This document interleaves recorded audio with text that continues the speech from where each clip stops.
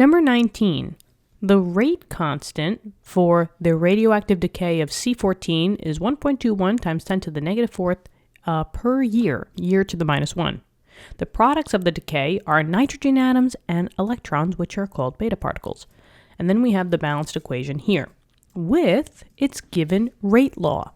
Now, I know that it's a rate law because any general rate law always starts you out with rate equals a rate constant value. The rate constant is always equal to K. Now, in this case, if I see a rate law, I'm writing it down because that's a really, really, really important part of the information or the piece of the puzzle.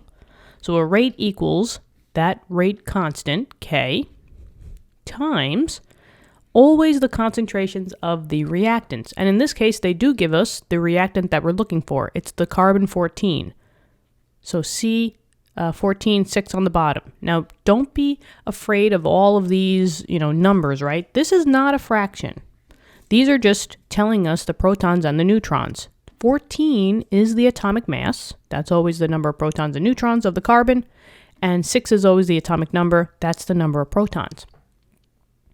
But a rate law is a rate law. And maybe we like to color this up. So I think what I'll do is I'll make this blue. Okay. Much better.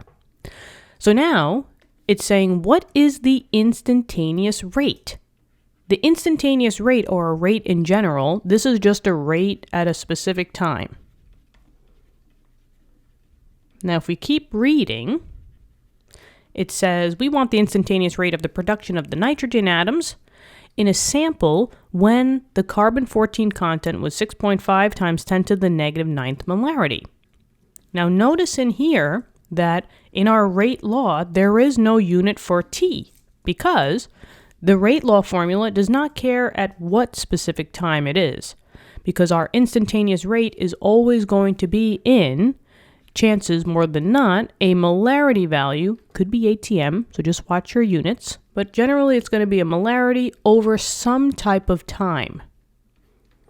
Now, 9 times out of 10, that time value is going to be in seconds, but I would just always make sure this time value has to go with the rate constant unit, and the rate constant is the K, so it's got to go with the K units.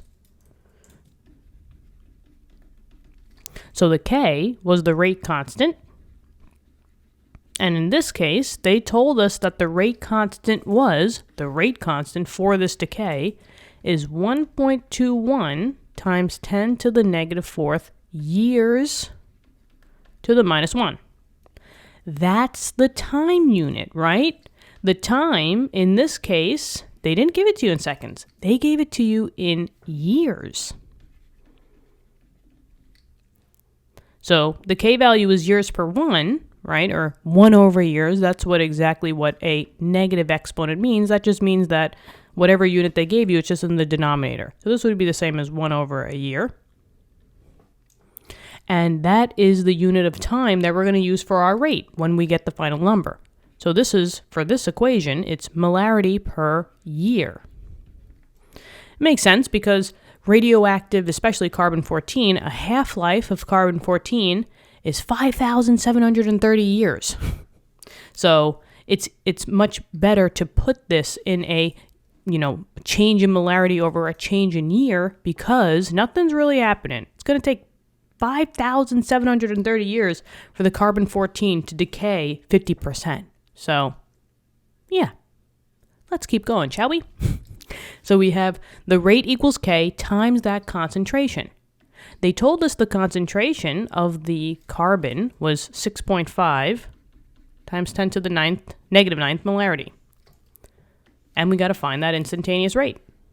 So let's do it. Rate equals the K value, the rate constant, 1.21 times 10 to the negative fourth.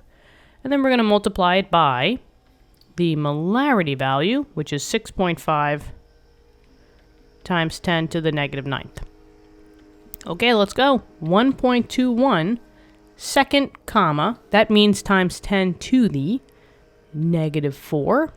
And then we're going to multiply that by 6.5 times 10 to the negative 9th. And we're going to press enter. And there we go. Looks like 2 sig figs. So rate equals, we'll say 7.9. That looks good to me.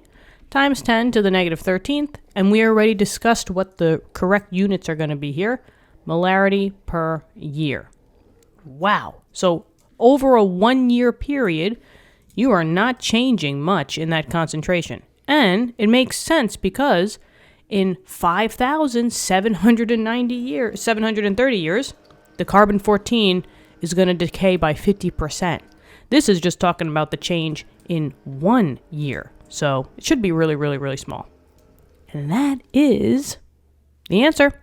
I hope this helped. Let me know in the comments. Thank you so much for viewing the video. Subscribe to the channel if you want to help us out. I look forward to helping you in more questions.